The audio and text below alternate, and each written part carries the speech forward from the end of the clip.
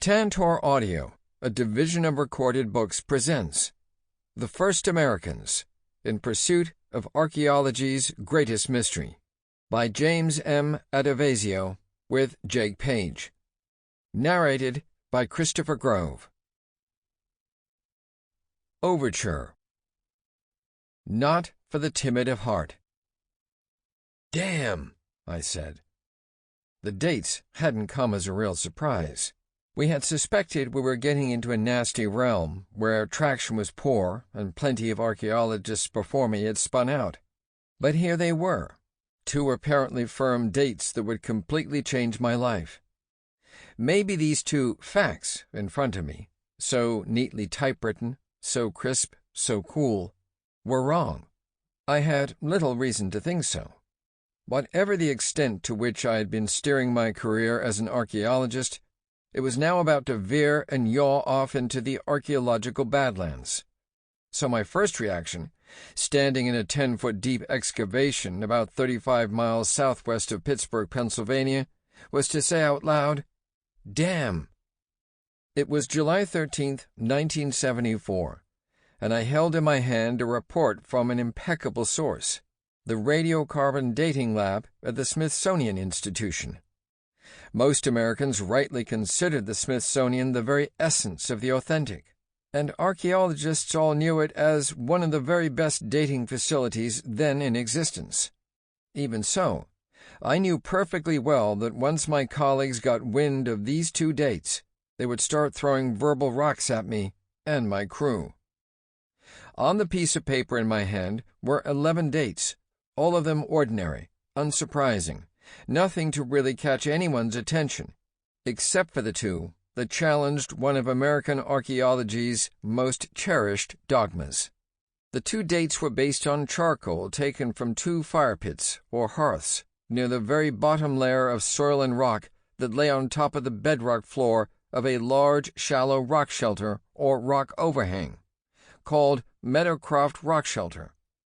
They said that humans had been there using these two hearths in about 13,000 BC. The actual dates were 12,975 plus or minus 650 BC and 13,170 plus or minus 165 BC. That meant that people had been here in western Pennsylvania some 4,000 years before any human being was supposed to have set foot anywhere in this hemisphere. That no one had been here as early as these dates suggested was a tenet of archaeology that had come about in the 1930s, when a distinct kind of stone spear point that had been discovered near Clovis, New Mexico, associated with the bones of a mammoth. Clovis Man, a mighty hunter, the dogma went, was the first here, and the dogma had survived hundreds of challenges in the intervening 40 years. In 1975, just a year later, we obtained more dates that confirmed the first ones. These were announced in an archaeological journal and picked up by the Washington Post, which published the news a couple of days before President Nixon resigned his office. With the future of the Republic in some jeopardy, nobody much cared about my dates, or what most normal people would consider a relatively minor flap in a fairly arcane subject of little contemporary import. When did the first humans reach North America? But it seems that when the future of the Republic is secure, the World Series is decided, and other major preoccupations are satisfied, the American people does like to get caught up in a good controversy, even on so remote a subject as the populating of the New World at some time long before memory. The subject has never been more controversial than in the past few years, and not just in academic circles. It has recently erupted onto the covers of news magazines and even into federal courts. It has been said that academic disputes are so bitterly waged because the outcomes are of so little lasting importance. This one, however, has stirred up not only scholars, but also many of today's Native American peoples, by casting doubt on the legitimacy of their claim to be the descendants of the first Americans. It even brought a momentary epiphany to a band of Scandinavian-American loonies who, in their 50 minutes of fame, laid fleeting claim to the title and lands of the first Americans. In the field of North American archaeology, almost never a realm of courteous and collegial discussions over a bit of brandy before a toasty fire, it would be putting it mildly to say that hackles have been raised. The work of lifetimes has been put at risk.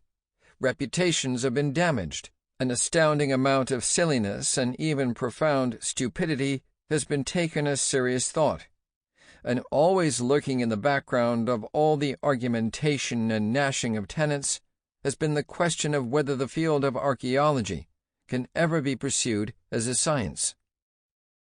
My intention, back in the early 1970s, was to involve myself in nothing of this sort. Up to 1974, I was looking forward to a career teaching the most rigorous techniques of field archaeology and a lifetime as an expert in a tiny pond in the mostly stone-filled archaeological landscape. I study the artifacts that tend to turn up the least often in the archaeological record: baskets, cloth, cordage, nets, sandals, and the like. These are called perishable artifacts for the obvious reason that they tend to rot away over time, vanishing from the record, unlike a stone arrowhead, which can lie in the ground dormant but intact for eons. But now I was going to turn out to be the latest of many to tilt at what has been called the Clovis bar. The Clovis bar went up soon after the first Clovis spear points were found. They were exquisitely made, the results of very fine, very controlled chipping or flaking, and were also fluted, meaning that a long vertical flake was chipped off both sides of the point's base in order to produce grooves. This so-called fluting was unique in the archaeological record anywhere on the planet, only in America. Clovis points then began to turn up here and there around the West, and then elsewhere, all the way to the Atlantic Ocean, and even on down into Mexico and points south. Having been found with mammoth remains, Clovis points clearly were the work of people who lived in North America during the last ice age, which scholars at the time were sure had ended around 10,000 years ago. As the decades went by, an accurate dating technique, radiocarbon dating, permitted many Clovis finds to be dated with some precision. It turned out that these people lived between 11,250 and 10,550 years ago, or from 9250 years BC to 8550 BC. Then, suddenly, humans didn't make Clovis points anymore. More important, no one could find any evidence that people had lived in North America earlier than Clovis man. This, then, was the Clovis bar, and while some archaeologists over the years announced new evidence that humans had been here at an earlier date, most North American archaeologists were not merely content with the bar, but built their scholarly career on its foundation. Frankly, in the early 1970s, I didn't give much of a hoot about Clovis man. Most of my research with perishable artifacts had been done in the Great Basin area of the West, on what is called archaic material, artifacts that were more recent than Clovis.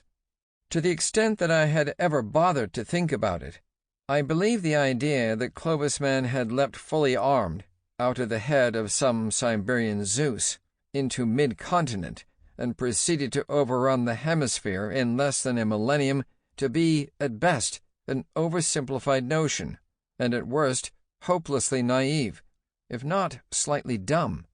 To my mind, the Clovis first hypothesis did not allow enough time for the diversity of lifeways that had come into being shortly after the last Clovis point was chipped 10,500 years ago, not to mention the diversity that appeared to exist even during Clovis man's tenure.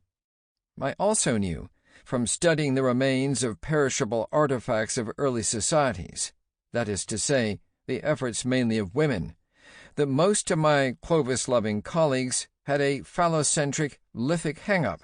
As noted, stone is far more likely to be preserved in the ground for long periods, and people associate stone artifacts such. Sample complete. Ready to continue?